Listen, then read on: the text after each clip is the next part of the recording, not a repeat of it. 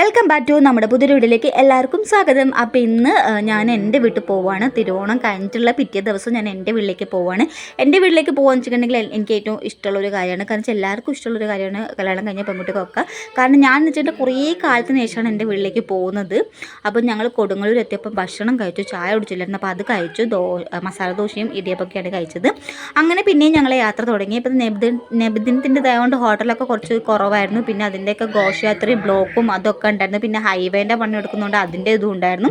അപ്പോൾ എന്നെ കല്യാണം കഴിച്ചത് എറണാകുളത്തും എൻ്റെ വീട് കോഴിക്കോടുമാണ്.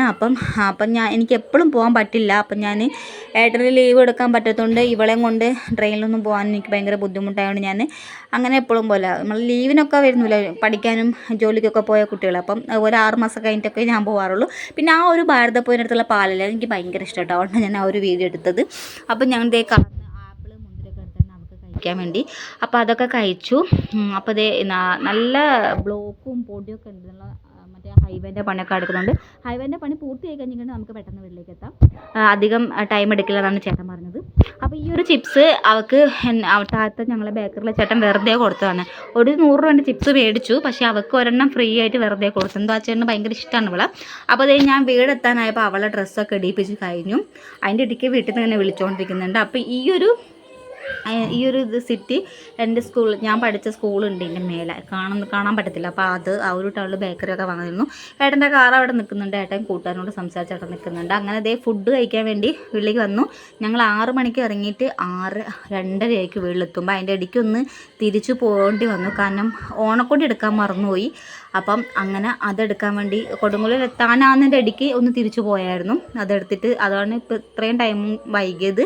അപ്പം ബീഫ് അങ്ങനത്തെ കറികളൊക്കെ ഉണ്ടായിരുന്നു. ബീഫ് ചേട്ടനും കഴിക്കില്ല, നാത്തൂനും കഴിക്കില്ല. അപ്പം അങ്ങനെ ചോറൊക്കെ നല്ല കുശാലമായിട്ട് കഴിച്ചു. വീട്ടിൽ വരുമ്പോൾ അമ്മമാരൊക്കെ ഉണ്ടാക്കിയ കറികളൊക്കെ നമുക്ക് കഴിക്കാൻ പറ്റുള്ളൂ. ഇതാണ് എൻ്റെ ഏട്ടൻ്റെ ചുന്ദരി മണി. കാരണം അവളും എൻ്റെ മോളും ഒരേ പ്രായം തന്നെ. ഇവളും ഒക്ടോബറിലും അവൾ നവംബറിലുമാണ്. അപ്പോൾ ഇവളാണ് കുറച്ച് മൂത്തത്. പിന്നെ ഞാൻ എൻ്റെ മോളിന്ന് ഡോക്ടറെ കാണിക്കാൻ വേണ്ടി കൊണ്ടുപോയി. അപ്പോൾ അവളെ കാണിച്ചിട്ട് അച്ഛൻ ടൗണിലുണ്ടായിരുന്നു. അപ്പോൾ അച്ഛനെ എടുത്തു.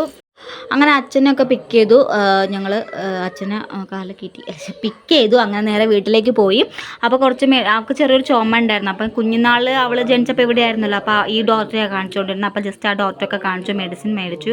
അപ്പോൾ ഇത് എൻ്റെ ഏട്ടൻ്റെ വൈഫ് നേഴ്സാണ്. അപ്പോൾ എനിക്ക് രണ്ടിൽ എല്ലാ ഗുളിക വേണ്ട. അപ്പം അത്യാവശ്യമുള്ള 2 ഗുളിക ഉണ്ട്. അപ്പോൾ അത് ഏതാണെന്ന് നോക്കിയിട്ട് എങ്ങനെയാണ് മേടിക്കേണ്ടത് വെച്ചിട്ട് അവളെ വെയിറ്റ് ചെയ്തുകൊണ്ടിരിക്കുകയായിരുന്നു. അവർ എവിടെയോ പോയിരിക്കുകയായിരുന്നു. അപ്പോൾ അവളെ വെയിറ്റ് ചെയ്ത് ആ സാധനങ്ങളൊക്കെ മേടിച്ച് നേരെ വീട്ടിലെത്തിയപ്പോൾ ഇവർ ഭയങ്കര കളിയായിരുന്നു. കാരണം വെച്ചാൽ ഇവക്ക് അവിടെ ആരും കളിക്കാനില്ല, അവൾക്കും ഇല്ല. അപ്പോൾ അവർ രണ്ടുപേരും കണ്ടപ്പോൾ ഭയങ്കര കളിയായിരുന്നു. അപ്പോൾ എനിക്കും ഭയങ്കര സന്തോഷമായിരുന്നു.